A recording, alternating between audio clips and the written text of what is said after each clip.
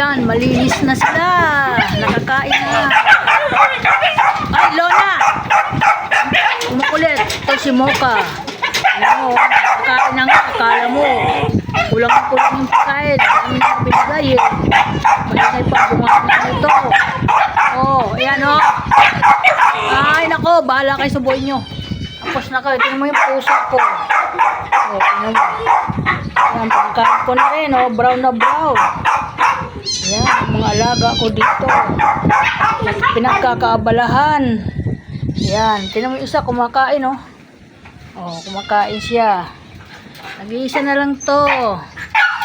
Oh, wala nang kasama ito. Siya na lang mag-isa tumutila ako sa umaga. Ayan, pinakain ko na rin. Nilinis ko na po ito dito. Napakalinis na nila. Ang kanilang mga kulungan na malinis. Ayan. Tingnan mo naman to. Matakaw. Diyan ka na. Bahala ka sa buhay mo. Ayan, nilinis ka na dito. Itong isang wasing, parang yung daanan ng tubig niya at parang naputol. Pagawa ko yan kasi yung naggagamit dito, hindi tinitingnan, gamit lang ng gamit. Hindi niya inaayos yung kanyang paggamit. Kaya ayan, inayos ko ngayon. Kaya ayan. Ayan, sa daming nakasampay niya. O, tinan mo, kanya lahat na nakasampay na yan. Kasi yung anak ko kasi naglinis doon sa bahay nila. Nagkanda basa-basa yung mga gamit nila. Itong mga damit, oh, pinamigay, oh.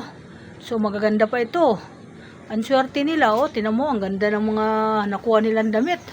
Oh, dalawa yan sila na pinagbibigyan. At itong bag na gustuhan ko, oh, tinan mo, oh. Sabi ko, Marian, akin na lang itong bag na ito. Gawin kong pamalingkihan. Buti, binigay. Ayan, oh. Gagamitin ko. Ayan. Saan naman niya lalagay? Ang dami niyang bag.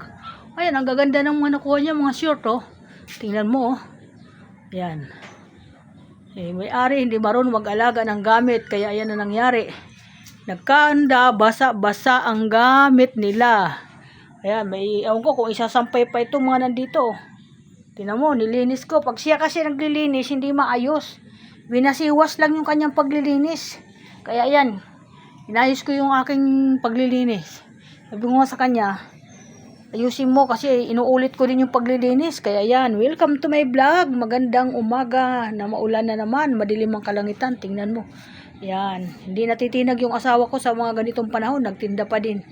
Yan. Kasi dapat titinda siya ngayon. Wala, hindi kami nakaalis ngayon. Mga sarado ang kalsada ngayon dahil suna. Okay, thank you. Bye-bye. Ingat ang lahat. Buti, mainit na. Nagpakita ang liwanag kaunti. Sana tuloy-tuloy. Pero madilim pa din, oh.